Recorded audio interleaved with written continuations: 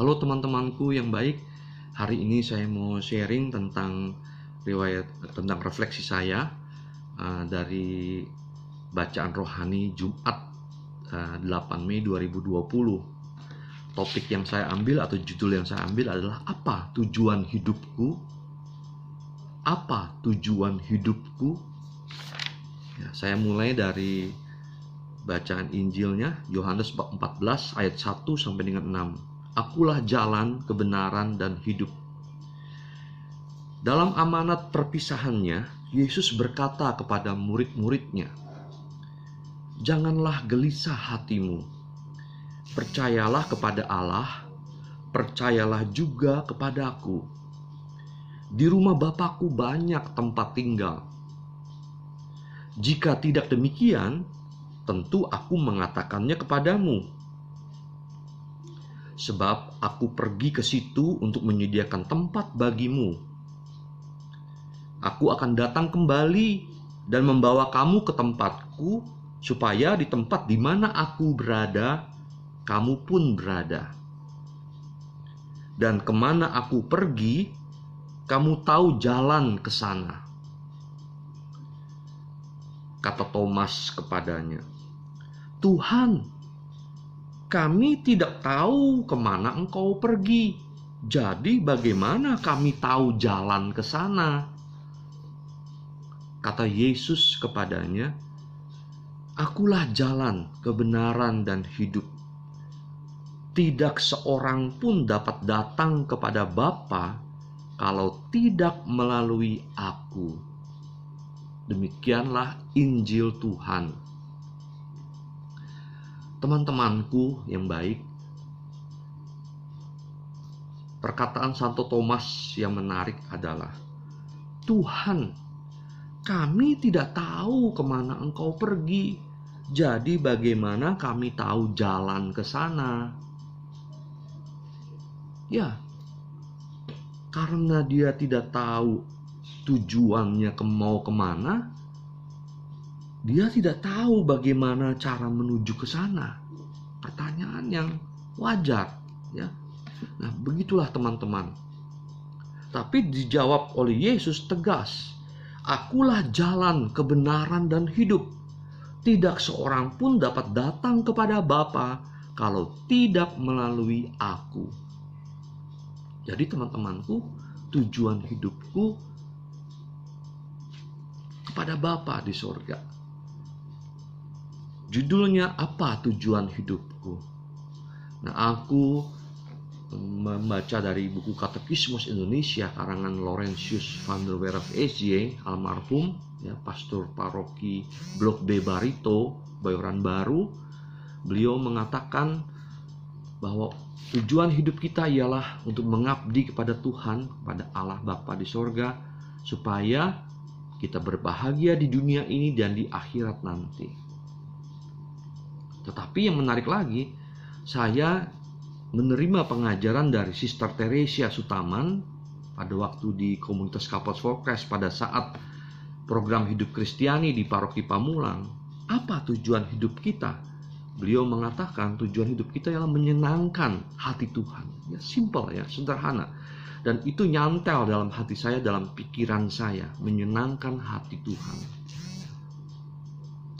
Nah, sekarang ini termasuk saya mengalami, saya lupa tujuan hidupku itu apa.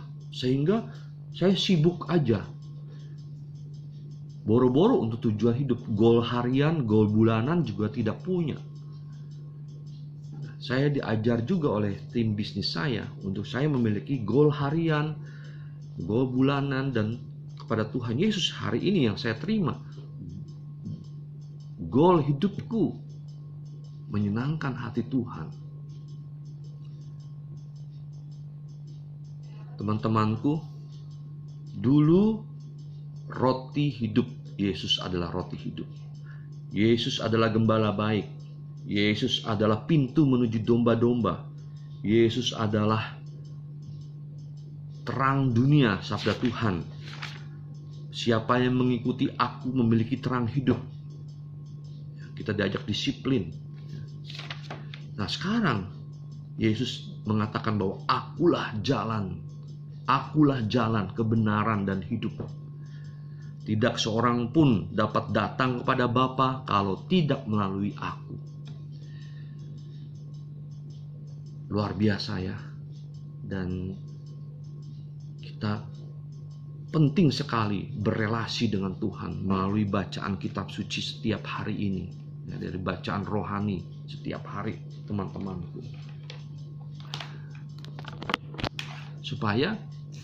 Supaya kita itu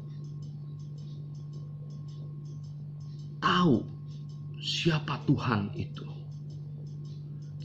Kita mengikuti teladannya. Tuhan Yesus pagi-pagi benar ke gunung yang sunyi untuk berdoa pada Bapanya di sorga. Oleh karena itu teman-temanku, sebelum pukul 11 kita sudah siap. Hal-hal penting. Apakah aku sudah berdoa kepada Bapa di sorga, kepada Tuhan Yesus? Apakah aku sudah membaca buku kitab suci sesuai dengan kalender liturgis Katolik? Lebih baik karena lebih lengkap, terarah, tersusun rapi, begitu kaya di gereja Katolik. Dan apakah aku sudah ikut misa kudus live streaming? Oleh karena itu, aku juga harus tidur tidak terlalu malam, sehingga aku bisa bangun pagi-pagi, menyiapkan diri dengan sebaik-baiknya. Kemudian aku bekerja seperti Tuhan Yesus bekerja, keliling kampung, bekerja, berbagi kepada semua. Dan kemudian malam harinya dia pergi kepada Bapa di sorga untuk evaluasi, untuk berdoa mempersembahkan hidupnya kepada Bapa di sorga ke gunung yang sunyi.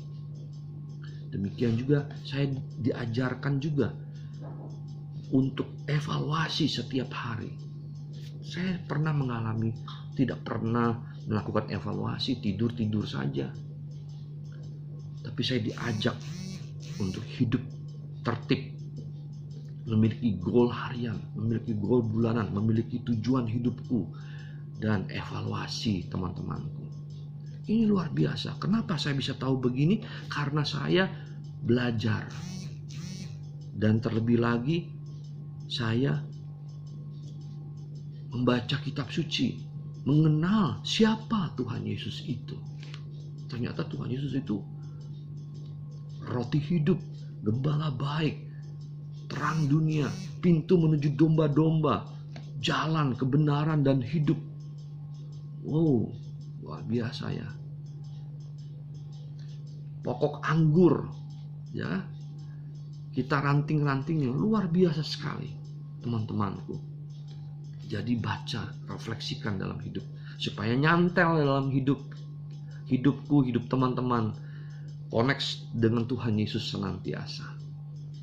Selalu berelasi kuat dengan Tuhan, sehingga memiliki semangat iman yang berkobar-kobar, memiliki terang dalam hidup kita, sehingga kita bisa bersinar kepada sesama kita di lingkungan.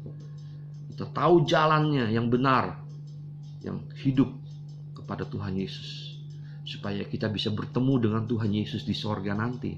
Karena Yesus pernah bilang, supaya di tempat di mana aku berada, kamu pun berada.